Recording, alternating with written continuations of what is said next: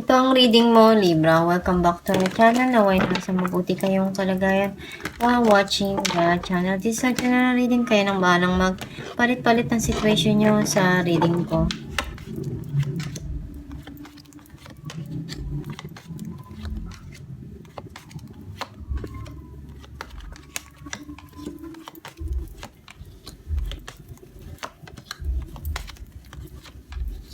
At the bottom of the deck, Six of Wands. I feel like yung energy mo, nasisense ko na may mga bagay ka dito na ginagawa or pinagkakabisihan para makuha mo yung gusto mo, yung tagumpay na hinahangad mo dun sa passion na yon. Some of you, merong mga celebration na inaatenan mo or inaayos mo. Or meron dito na may mga gusto ka na simulan pagdating dun sa passion na yon.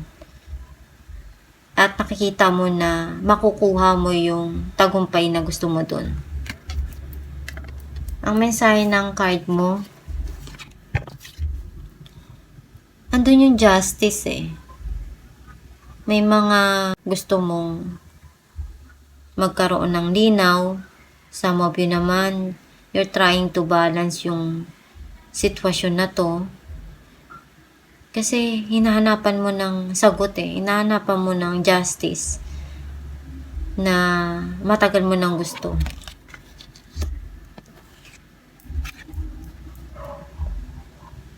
Very passionate.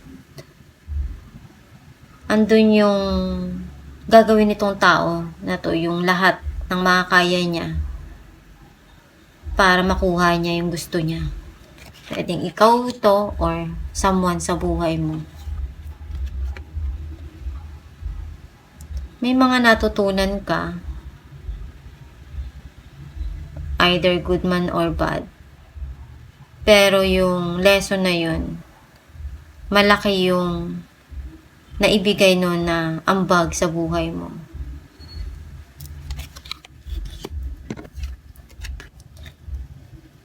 May mga gusto kang sabihin dun sa mga nangyari na sitwasyon and gusto mong itama eh. Gusto mong sabihin kung ano yung nilalaman ng isipan mo.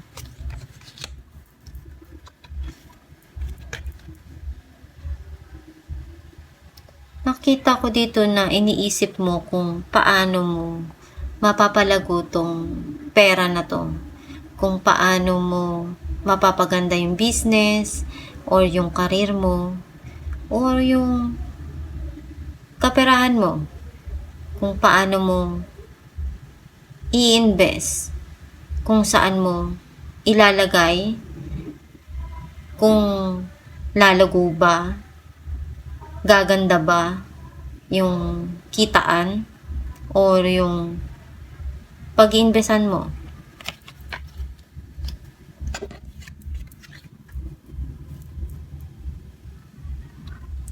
Na-overcome mo yung pagsubok.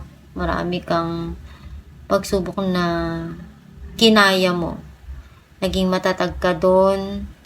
Ginawa mo yung lahat para maging matatag ka ng sobra-sobra.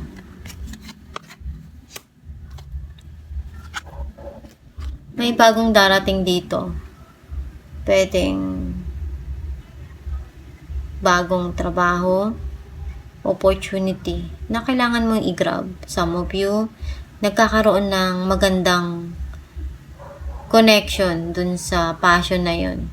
Pwedeng creative arts, something na makakatulong sa'yo na i-divert yung attention mo.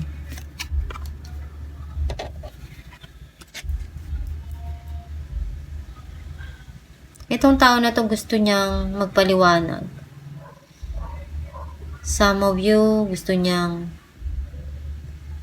kanyang kausapin at sabihin yung sitwasyon na alam niya. Clarify natin ang justice.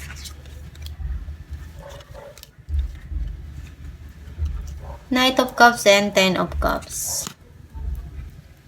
Someone wants to offer yung love na kaya niya. And ito ay pang long term. Ito yung matagal mo nang hinihintay na clarity para sa'yo. Ngayon, darating na siya. Clarify natin the Chariot. Ace of Cups and the Hermit. May mga alaala na binabalikan mo kasi masaya para sa'yo. Nandun yung pagmamahal. Some of you naman may darating dito na magpapasaya sa puso mo. Clarify natin ang Queen of Pentacles. Ten of Wands and the Tower. Nagkaroon ng, alam mo yung broken pride. Kasi ginagawa mo naman yung makakaya mo dun sa sitwasyon na yun. Binibigay mo, pinupunuan mo, pero may mga pangyayari pa rin talaga na kailangan mong ibigay yun, yung ibaba yung pride mo para makuha mo yung gusto mo or yung mga bagay na kailangan dun sa sitwasyon na yun. Kasi nag-invest ka eh. Pero walang bumalik. Napagod ka na nga halos eh. Pero hindi ka sumusuko eh. Ibibigay mo lahat ng makakaya mo. Kahit pa maubos na. Clarify natin ang Ace of Wands.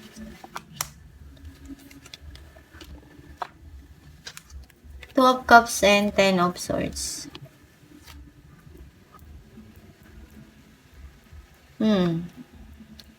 Napagod ka na dito at nagkaroon ng end doon. Nasaktan ka.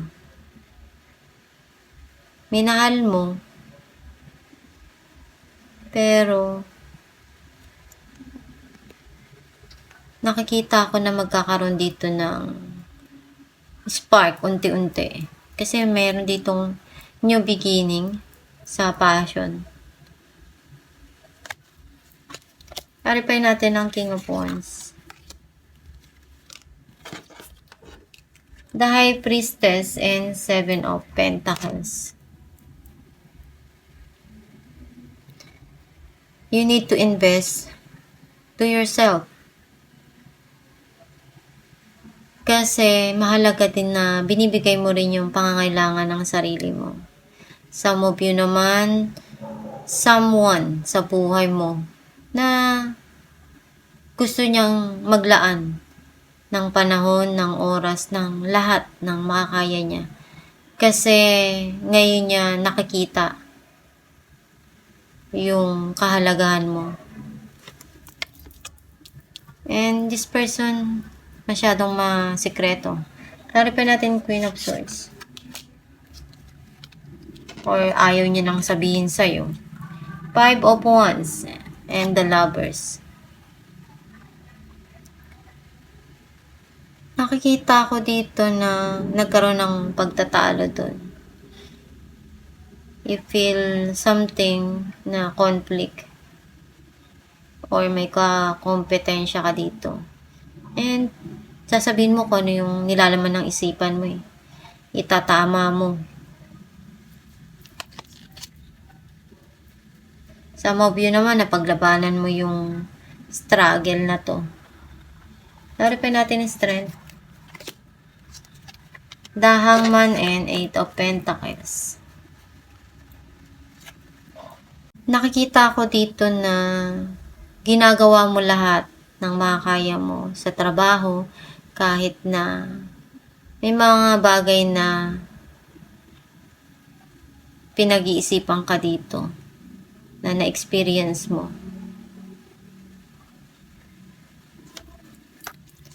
Clarify natin ang Knight of Swords. Nine of Cups and Three of Swords. Someone wants to talk to you na nasaktan siya. At pwedeng hinihiling niya na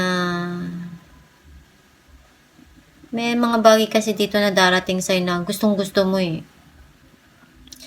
And para dito sa tao na to, communication na gusto niya sabihin yung nararamdaman niya, yung sadness and pain. At matagal mo nang hinihintay ito eh, na marinig. Alamin natin kung ano naman sa'yo ng yung gabay.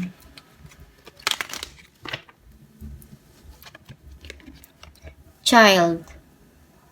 You care deeply about children and they readily respond to your love. All children, including your own inner child, require love, affection, and attention. We can clear and open your heart and schedule so that you can give more time and energy to the children who need you. Ang mensahe ng yung gabay na kahit sinong bata nangangailangan ng pag-aalaga, ng pagmamahal, ng atensyon. Ganun din tayo. Kahit pa yan matanda o bata, may inner child yan. Na nangangailangan ng pagmamahal. Nangangailangan ng mga bagay na nararamdaman. Na ibinibigay sa isa't isa na pagmamahal at pag-aaruga. Basta magdasal ka lang palagi at para magabayan ka ng tama sa mga desisyon mo at kung ano man yung pangangailangan mo, isipin mo lang na positibo na dumating sa iyo yung mga bagay na gusto mo na maramdaman, maranasan at makuha sa buhay mo. Para iyon yung darating sa iyo. At itong yung reading ng Libra, kung nakaresonate ka, kindly comment down below. Thank you for watching.